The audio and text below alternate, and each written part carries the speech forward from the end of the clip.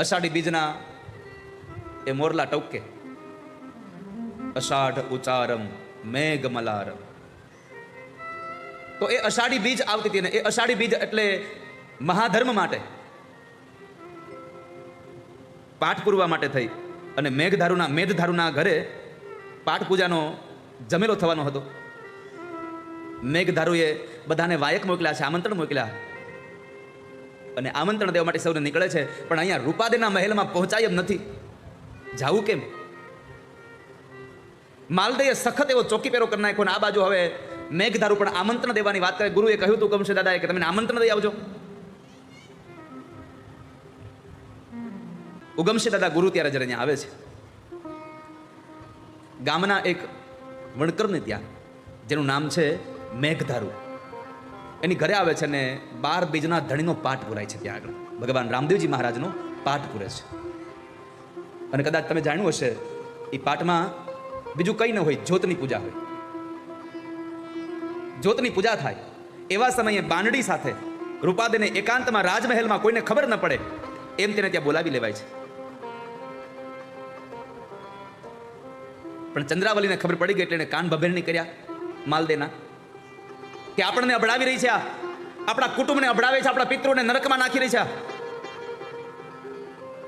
આ વાતને લઈ અને માલદેએ રૂપાદેના એ મહેલને એટલો બધો ચોકીપેરો કરાવી દીધો કે એ ઘરની બહાર નીકળી ન શકે. એમાં બરાબર હવે નજીકના સમયમાં અષાઢી બીજ આવી રહી છે અને હવે હમણાં અષાઢી બીજે આવશે. અહીં કથા પૂરી થાય પછી 15-16 દિવસ બાકી રહ્યા. અષાઢી બીજનો દિવસ આવે છે અને અષાઢી બીજના દિવસના એ સમયે નીચેથી એક ભગવા કપડાના વેશમાં નીકળેલો એક મેઘધારુ ગીત ગાતો ગાતો નીકળે છે અને રૂપાદેના મહેલ બહાર નીકળી અને અવાજ કહે છે, વાયક આવ્યા રે ગુરુવાદેશના, રૂપારાણી જમલે પધારજો. આપણા ગુરુજી પાટે પધાર્યા, તમે સમજી શબ્દે ચાલજો. અહીંયાથી મેઘધારુએ અવાજ કર્યો, તમે સમજી અને પાટે પધારજો, ગુરુજી આવ્યા છે. પણ ઝરૂખામાંથી અવાજ આવ્યો, હું કેમ આવું ગુરુ મારા દેવંચી, મારો સુતો માલદે જાગે. હું કેમ આવું? મારો માલદે જાગે છે, મારે તો ઘણું આવવું છે પણ મારો માલદે મને આવવા નહીં દે. હવે ચંદ્રાવલીએ બહુ બધી ત્યાં આગળ કાન ભંભેરણી કરી દીધી હતી એટલે માલદેની પર સખત એવો ચોકીપેરો કરી રાખે છે. પણ મેઘધારુ કઈ નીકળી ગયા અને પછી 12 બીજના ધણીમાં એનું મન લાગી ગયું. હવે થાય શું? અને જ્યારે મન લાગે ને પછી શરીર જ અહીંયા હોય, ખાલી ખોળિયું જ અહીંયા પડ્યું હોય, બાકી તો બધું ત્યાં પહોંચી ગયું હોય.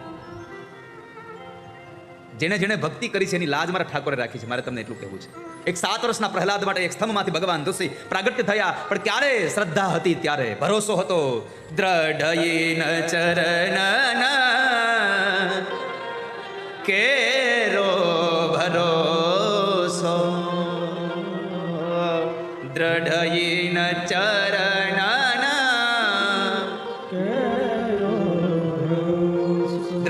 ચરણ કેરો ભરોસો. મને ભગવાનમાં દ્રઢ ભરોસો હોય, ભગવાનમાં તમને ભાવ હોય, તમને પરમાત્મામાં માયા લાગતી હોય, ભગવાન પ્રત્યે તમારો સ્વભાવ માયાળુ હોય. અરે આપણો સ્વભાવ તો માયાળુ ઠીક છે, તમારા બધા તો માયાળુ છો જ. તમે હું જોઉં છું કેટલા માયાળુ છો તમે બધા. પણ અડધી રાતનો આમ પાઠ પુરાઈ ગયો, ત્યાં જ્યોત પ્રગટ થઈ ગઈ ઉગમસિંહ મહારાજના હાથે. અને હવે રૂપાદેનું મન લાગી ગયું, મારે જવું છે. અડધી રાતે જાગે પોતાના ઓરડામાં ગયા છે અને ઓરડાની એક જૂની પટારી ખોલી અને એમાંથી 1.25 લાખની ઓઢણી કાઢી છે.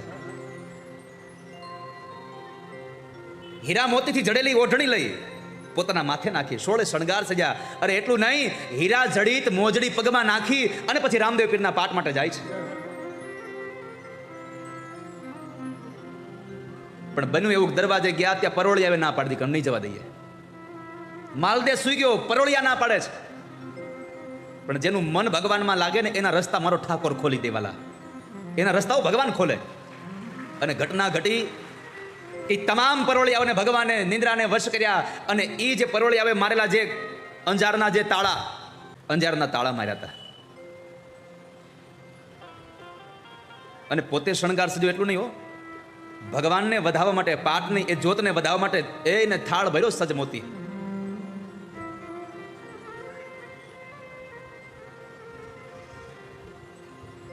થાળ ભર્યો સગ મોતીડે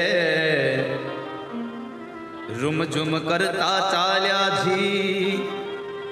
મોજડી પેરી મોતીડે મઢી પગલા ઝાકમ ઝોડ. પગલા ઝાકમ જોડ થઈ રહ્યા છે. નિંદ્રા મંગાવું સારી શહેરની ઉપર ચમર ઓઢાડી હો. સોડમાં સુવાડી વાસુકી નાગને ખૂણે ખાટ ઢળાવું જો.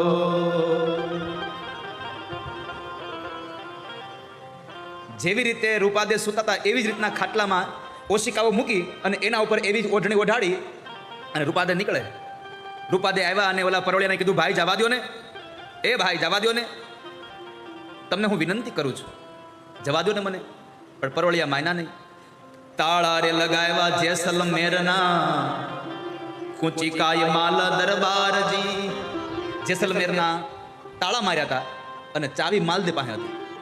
પણ જ્યારે તાળા ખોલવા હોય મારા હરીને, ત્યારે બીજા કોઈની ચાવીની જરૂર નથી. મારો હરી એમને પોતાની આંગળીઓ તાળા ખોલી નાખે. અને પછી જ્યારે જવાની ના પાડી ત્યારે દરવાજામાં ઉભા રહી અને રૂપાદે અવાજ કર્યો, હે મારા 12 બીજના ધણી, હે મારા નાથ, મારી સહાય કરજો. રે ન રે અંધેરી ઝીણા પાવન વરસે, તમે સહાય કરો ને સલુણા હોજી.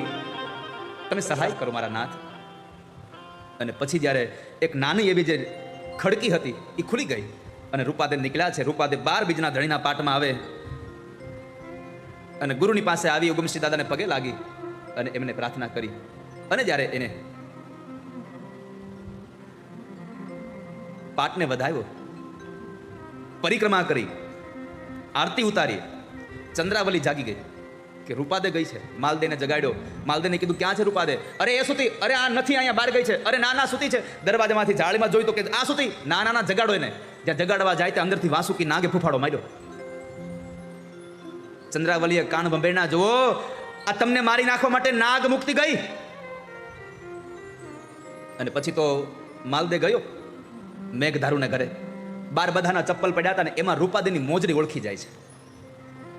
રૂપાદેની મોજડી ઓળખી જાય અને એ રૂપાદેની મોજડીને લઈ અને સંતાડી એક મોજડી લઈને વહી આવે છે. એક મોજડી લઈ અને માલદે વહી આવે.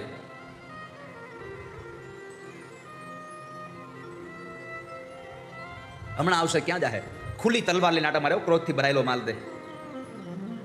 અને પછી જ્યારે રૂપાદેનો એ પાઠ પૂરો થાય અને જ્યારે નીકળવા માંગે છે ત્યારે એક મોજડી મળે છે ને એક નથી મળતી. હવે એટલે ઘરણ મરી ગયા. આજ મારી મોજડી કોક લઈ ગયું, આજ મારી લાજ જાહે. અને ત્યારે 12 બીજના ધણીના પાઠ પાસે આવી અને પ્રાર્થના કરી છે મારા હરીને, ધન ધન રામા પીર કે લજિયા, ધન ધન રામા પીર કે લજિયા રાખ્યો, ધન ધન રામા પીર કે લજિયા રાખજો. હું સમરુ રામા પીર કે લજિયા રાખ્યો, હું સમરો રામા પીર કે લજિયા રાખ્યો.